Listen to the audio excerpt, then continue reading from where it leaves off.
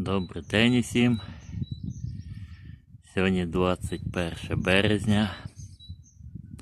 Обрізка саду вже завершена. І ось такий результат.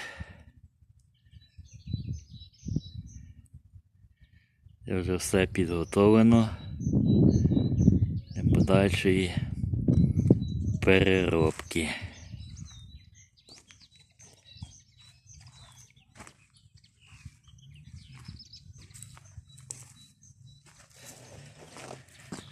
Агрегат вже був поставлений на зберігання, але весняна обрізка зайняла багато часу і такий об'єм зараз будемо різати. Ось переноску протягнув від розетки від лічильника. Зараз постараюся вам показати весь процес. Січкарню вже змазав. Пропустив, все працює. Часом вас передам оператору. Сьогодні будемо працювати з оператором.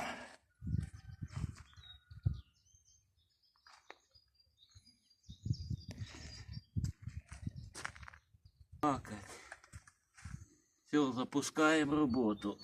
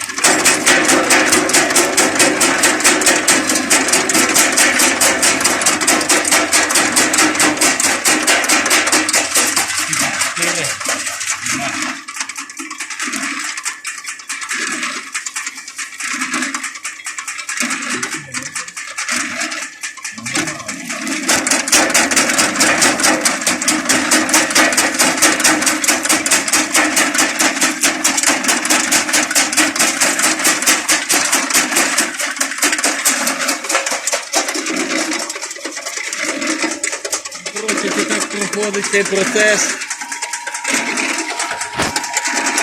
Ми будемо далі продовжувати. А як закінчиться робота, знімемо остальний результат. Ще багато. Не було відео дуже велике.